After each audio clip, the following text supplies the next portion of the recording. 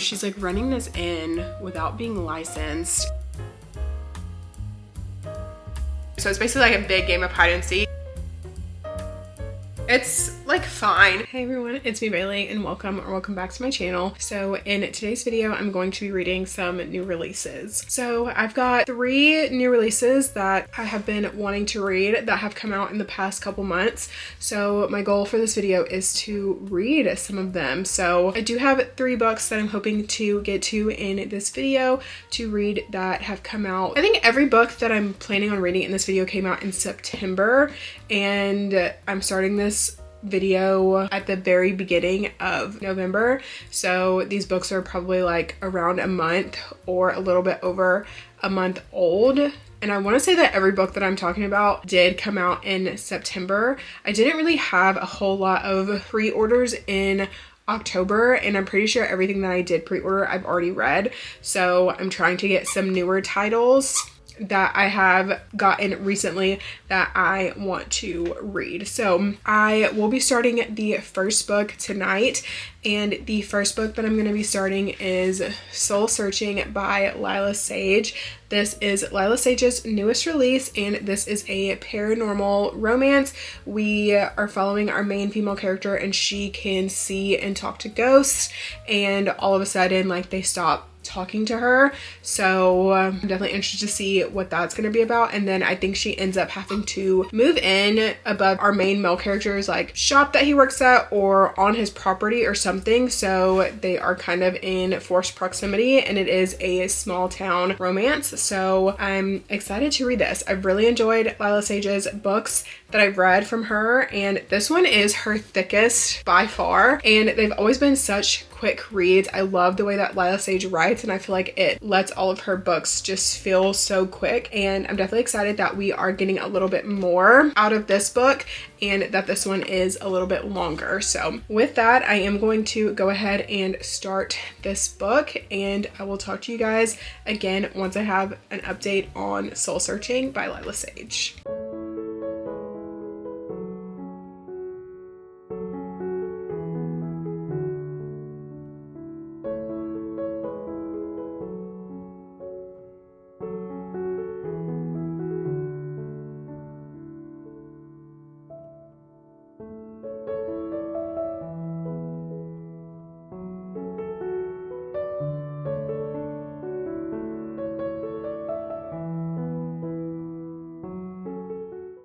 Okay, so I've been sitting at the counter. I've been going back and forth between working on some homework and editing, and I have been listening to Soul Searching while doing these things, and I'm now a little bit over halfway through the book. So I am currently on chapter 17, which is page 188, and so far I'm enjoying this. So we're following Collins, and she is a photographer, and she sees ghosts, and all of a sudden the ghosts stop talking to her. She can no longer hear them. She can still see them. She just can't hear them when they talk to her, or she just can't hear them anymore. And then we're also following Brady, and he owns and works at this like upholstery shop where he like restores old furniture. And Collins ends up having to go back to her hometown where Brady is, and he's not from there. He's a transplant into this town, so he just moved there for a fresh start, and she is going back because apparently there's this like developer that's trying to come in and like buy up a bunch of businesses and like tear everything down. And so she has come home to kind of help with that situation, and she also is working with Brady at the upholstery shop, as well as living in the apartment above the shop with Brady. So the way that the apartment is like described is that is essentially was 2 apartments that they've combined into one. So each one has like their own front door, but they share like a living space. So it's giving like college dorm room vibes. So I feel like that's fun.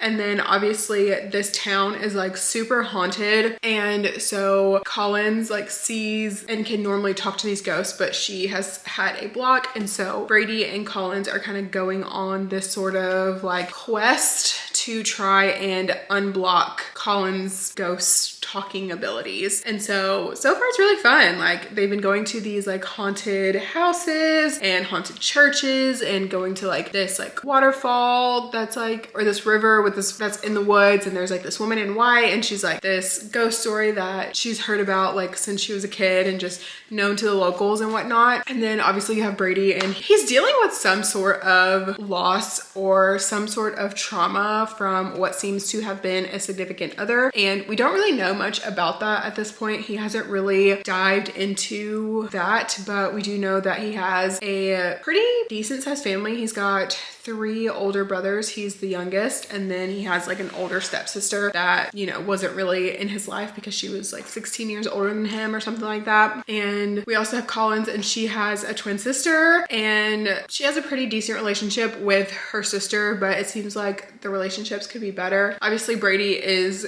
kind of been by himself, and he's just trying to kind of deal with the loss that he has had. I don't really know if I'm making any sense anymore because I'm trying to like talk about it without spoiling it, but I don't know, because Brady is more like reserved and quiet, and Collins is more outgoing and just almost kind of like the life of the party, doesn't really have a lot of like care, will just kind of go off and do whatever, not really planting any roots or anything, just always constantly on the go. And so I definitely think that their dynamic is interesting, and I'm definitely interested to see the way that Collins will eventually be willing to settle down for Brady and how she will help get Brady a little bit out of his comfort zone. So I am enjoying the dynamic so far, because Brady has been so uncomfortable with all of the quests that they've been going on, and she has just been making it so much more fun for him, making it more palatable. She has told him that she can like see and talk to ghosts, and he is like rolling with it. Like, he's not really like, you know, being weird about it, which I like. So yeah, so far I'm enjoying it. Like I said, I'm about 50% through. I definitely can see myself probably finishing this tonight. It is currently 7.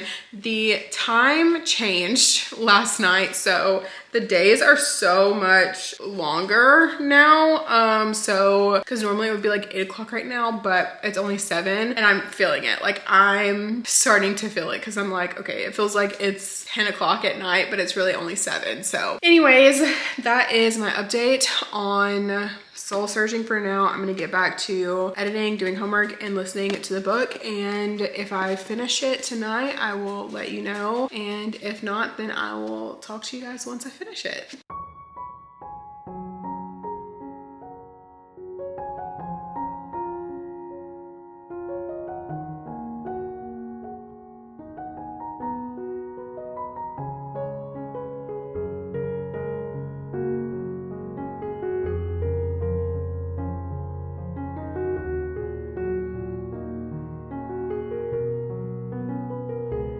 Okay, so I am about to go to bed, but I've read a majority of Soul Searching, but I am going to pause here for the night and probably finish this book tomorrow.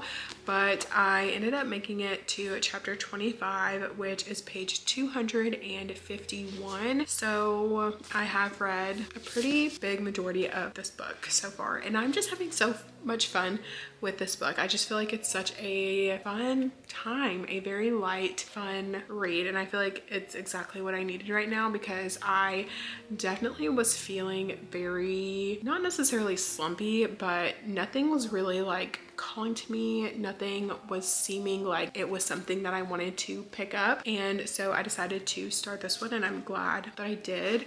Plus it also helped that like I was going to read it for this video anyway, but I'm glad that I started with this book.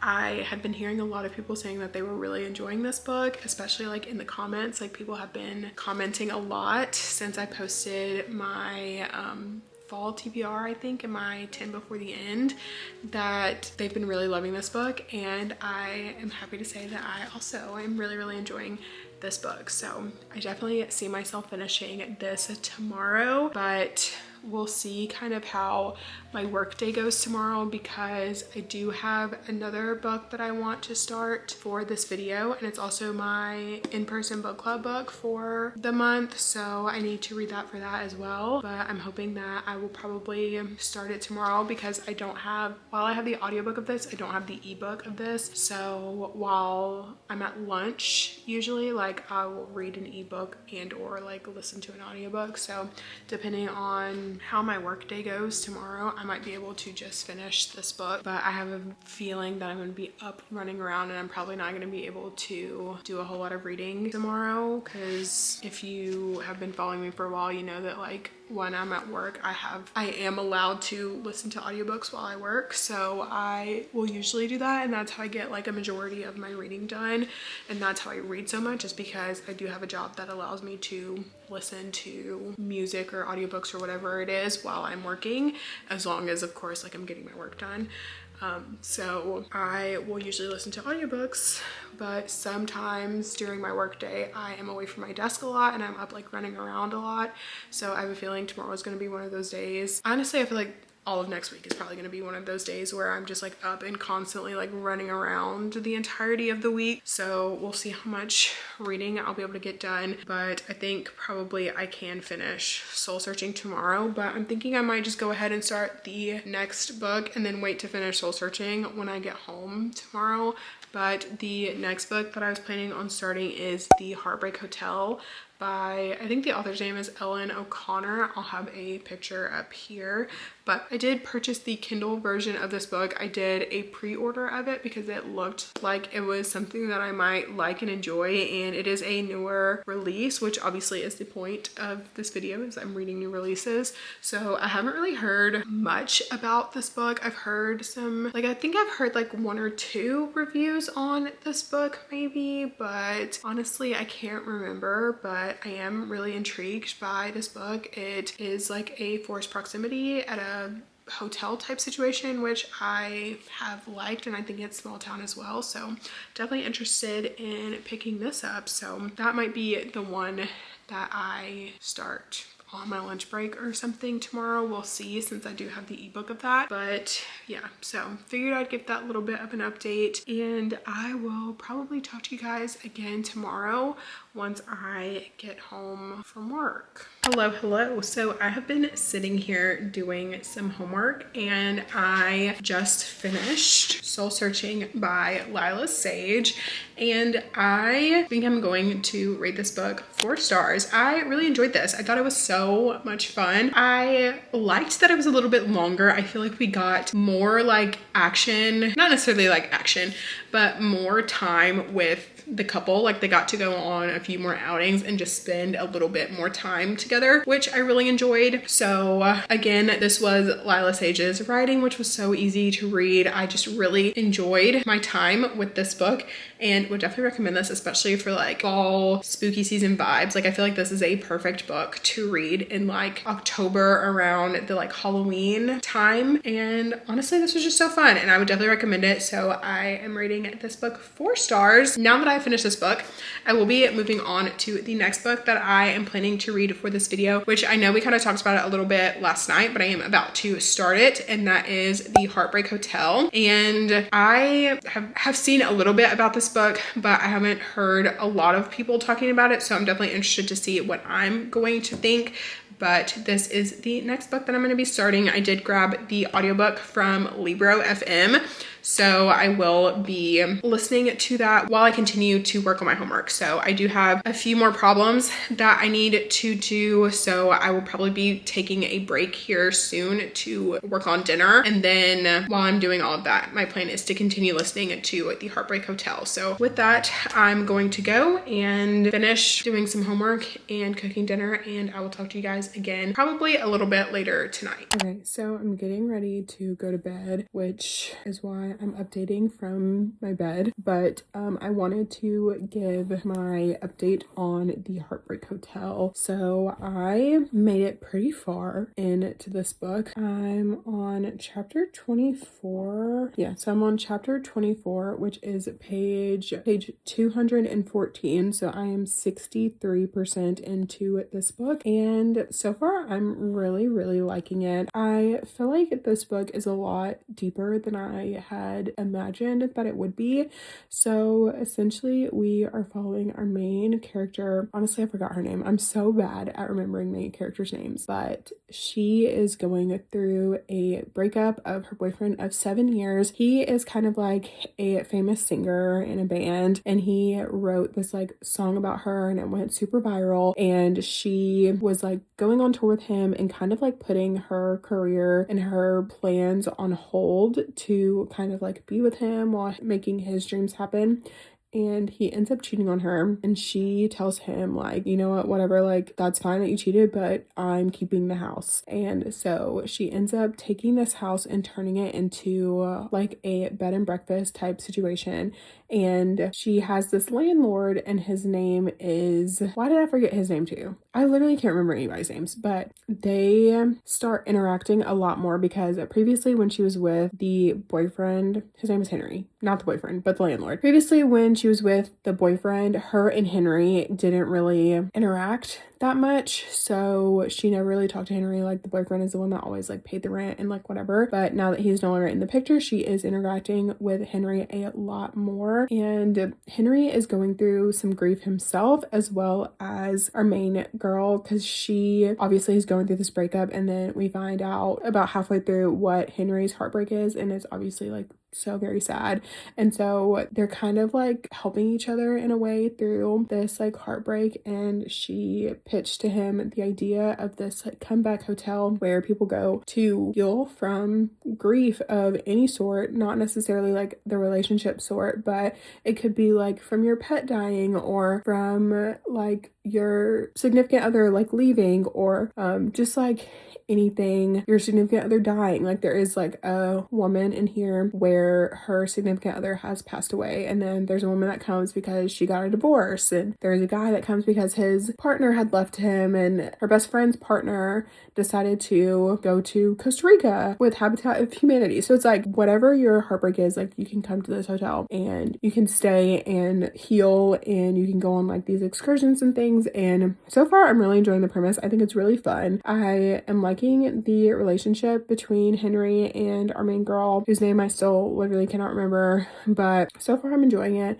I think it's fun. I can see myself rating this pretty highly. I feel like it is exactly what I'm looking for right now. So I don't know. I'm obviously going to keep going. Like I mentioned, I am 63% of the way into the book, so obviously I will be probably finishing this book tomorrow, but I'm having a good time and I'm excited to keep going, and I definitely see myself rating this pretty highly. So I am going to bed now, so I'm not going to be reading anymore tonight, but I will read some more tomorrow, and I will talk to you guys tomorrow, more than likely once I finish the book, because I doubt I'll have any like b-roll or anything of me reading this book, because I will probably be at work when I finish it tomorrow. So I will just let you guys know my update and what my thoughts are on the book and what my rating is. Hello. Okay, so I have finished The Heartbreak Hotel by Ellen O'Clover, and so this was a romance. We were following Louisa and Henry is the landlord of this house that Louisa and her boyfriend have been renting, but Luisa's boyfriend ends up cheating on her while he's on tour, and so she tells him like, you just cannot have the house, like take whatever you want, I don't care, you're not taking the house from me, because she just absolutely loves this house that they have been living in. And so she ends up coming up with this plan to essentially turn the house into an inn in order to be able to continue to pay the rent. And we're following Henry, and he's kind of this like mysterious landlord, and you don't really know much about him other than what we learn with him talking with Louisa. And like obviously he ends up coming in a lot more later on in the book because he is the love interest, but this book is one POV, so we don't get any chapters in Henry's point of view or anything like that. It's always in Louisa's. And I don't know, I feel like, so Louisa was young, she was 26, and I feel like she did read very young, but it also was like, so she was a psychology graduate. She was going to school to be a therapist, but she did not pass her first licensure exam, so she had to take it again. And so she's like running this in without being licensed, and then she like very much, I feel like, needs therapy herself. I don't know, just some of the things that she was talking about like her past and things, it felt very like she also needed to see someone for her own sake, I guess. I don't know, but she was really struggling with her sister and her mom, and she was they were very much like walking all over her, and like she very much was like a pushover when it came to her sister and her mother. But she would be so frustrated in her monologue because she's like, why is my sister treating me like this, and our mother is sick, so we need to like really take care of her, but like the way that my sister is like talking about it and not wanting to really like do anything to help me with her and her frustrations and like all of this. And I was just like, yeah, this is a lot. Yeah, it was a lot. But I feel like the dynamics between all of the relationships in the book were done pretty well. Like she had a best friend named May who like came to stay after their partner had broken up with them. And yeah, and I don't know, I feel like it was just like, it was good. Like, I mean, it was fine. I don't know, I think I'm gonna rate it like 3.75 stars. It was starting to feel very long there at the end, like, okay, when is this book gonna wrap up? But for the most part, like, I enjoyed it. I definitely think I would recommend it. My favorite part had to be the dynamics between all of the people. So definitely like with Louisa and her best friend, and then of course like Henry and Joss, which we find out a little bit later like why their relationship is the way that it is. And then Henry and Louisa, Louisa and May, and then even with like Louisa and her nephew, and like even the sisterly dynamic, especially like more towards the end with Goldie and Louisa. And it just, yeah, but I will say I feel like the whole thing with their mom, I feel like personally for me, it did not feel as wrapped up as it could have been, but that's just me personally. But overall, it was good. I liked it, and yeah, would definitely recommend it. So 3.75 stars to that. And with that, I'm going to go to bed, and I will talk to you guys when I end up starting the next book that I'm going to be reading for this video.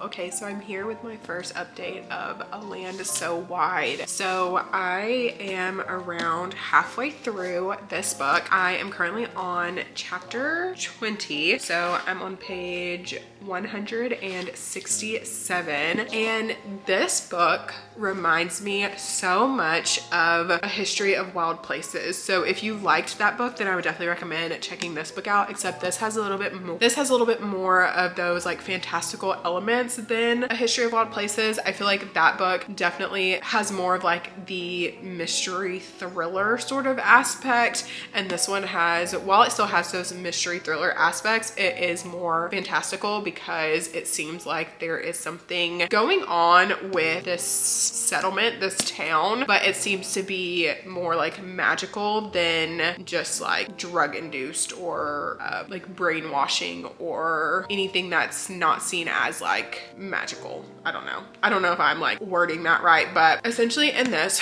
we are following Greer, and she is in love with this guy named Ellis Beaufort. And in this settlement, the Beauforts are seen as like not necessarily like the enemy, but definitely like the black sheeps of the settlement. And so she has fallen in love with him, and her father is like the owner of like I forget what it is, but it's basically like essentially like mines. I don't think it's mines, it's something else, but basically her family has a lot of money, and she's an only child, and her father is like in charge in this settlement. And so it is frowned upon that she is in love with the Beaufort boy. family. And so every 7 years they have what they call a hunt. And so the women will go out into the forest, they'll hide, and then the men will go and try and find them. So it's basically like a big game of hide and seek. Whatever man finds you in the hunt has then essentially claimed you and is now going to be your husband. So it's how they find like wives. It's how the men find wives and the women find husbands. And so essentially they play this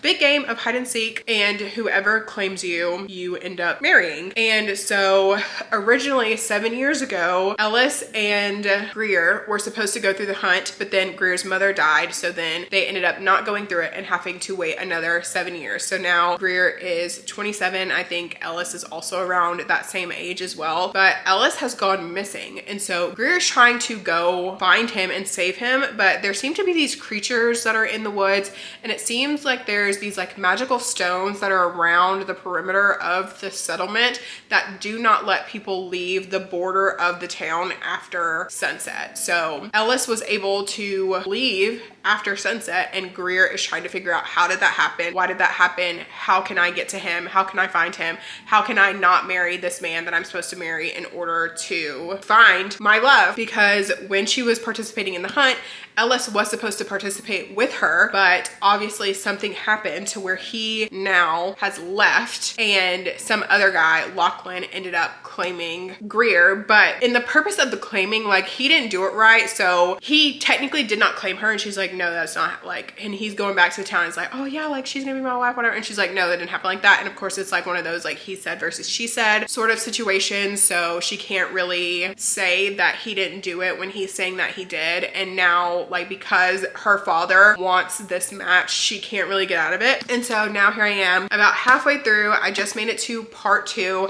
and she has been able to find her way across the border. So that's where I'm at right now. I feel like it's gonna be a little bit of like traveling. I feel like the magical elements are really going to start coming in. It seems like Greer has some sort of power herself, so I'm definitely interested to see what that is and how that's going to be going forward in this book. But I feel like this is kind of like a mystery thriller fantasy mix genre blend sort of situation. So far I'm enjoying it. I did really love A History of All Places by Shay Earnshaw, and this definitely matches those vibes. It also kind of gives the vibes a little bit of The 100, if you've ever seen that show, like where they're obviously like in a settlement type of situation, like isolated, the only people around, but this is set like in the Canadian wilderness. So yeah, I don't know. So far I'm enjoying it. Okay.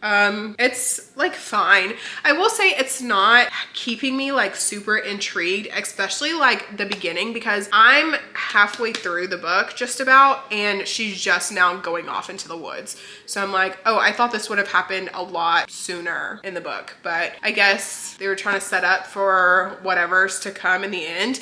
But I mean, it's not that long of a book. Like, it's just under 400 pages, under 350 pages. So it's really not that long of a book. So I don't know. I'm definitely going to see about finishing this here in the next few hours, and hopefully I'm going to like it. But so far it's just been like, okay. I definitely feel like if things would have happened a little bit sooner, I feel like I might be enjoying this more, but we'll see. I'm hoping that it'll get a little bit better the further I get into it. But of course I will keep you guys updated, and I will update you guys a little bit later once I've read more of A Land So Wide. Okay, so I just finished A Land So Wide by Erin A. Craig, and I think I'm gonna rate this book 3 stars. So I feel like it was okay. I feel like we didn't really get conclusions on what exactly these other beings were. So like, this is supposed to be like a dark fairy tale, and I feel like it was very atmospheric, like the whole it being in the woods in the settlement, and these people are like stuck in the settlement and they can't leave because the fear of these like creatures and these monsters in the woods.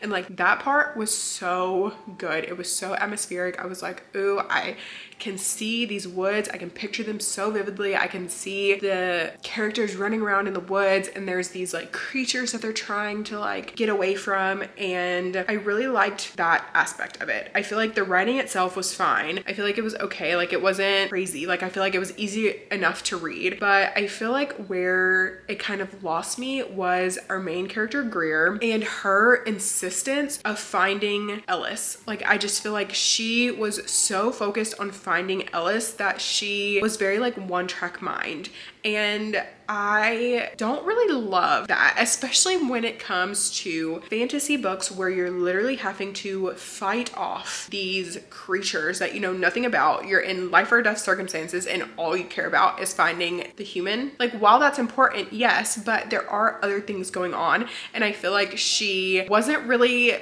receptive of anything that Finn was trying to tell her or kind of like warn her about, because obviously Finn knows a lot more, and I feel like with him knowing everything, she wasn't asking the questions that needed to be asked. I don't know. And then it did end in like a happily ever after, but not in one that I personally liked. I don't know. Like I feel like it was fine, but like it wasn't, she didn't end up with the person that I was rooting for, which this isn't really a romance, so you can't really like root for a specific character. But yeah, I don't know. I feel like I was a little disappointed in the end, and I felt like the ending also too just wrapped up really quickly. Like I'm talking like we were like, I was here basically, like there was no resolution in sight. And I was like, how is there no resolution? There's like 2 chapters left. So I don't know. I just feel like the ending ended, it wrapped up really quickly, which I mean, it's a short book, so fine. But like, yeah, I don't know. I feel like I would maybe recommend this to a specific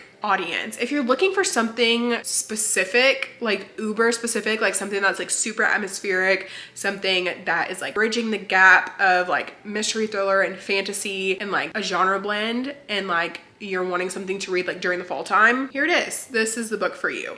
But for me, I just thought personally that it was okay, and I definitely would probably read more from this author in the future, depending on what they come out with and if it interests me. So I don't know. This one was fine, 3 stars.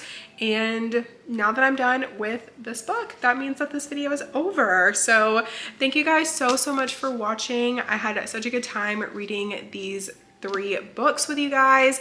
I always love reading new releases. Like I feel like it's just so fun, and I'm so happy that I got to share my experience reading 3 new releases with you guys.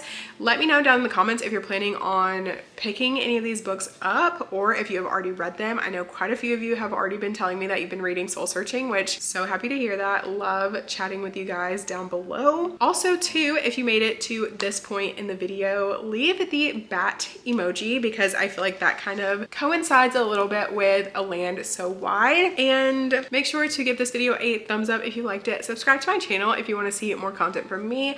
I will have all of my social media linked in the description, and I will see you guys in my next video. Bye.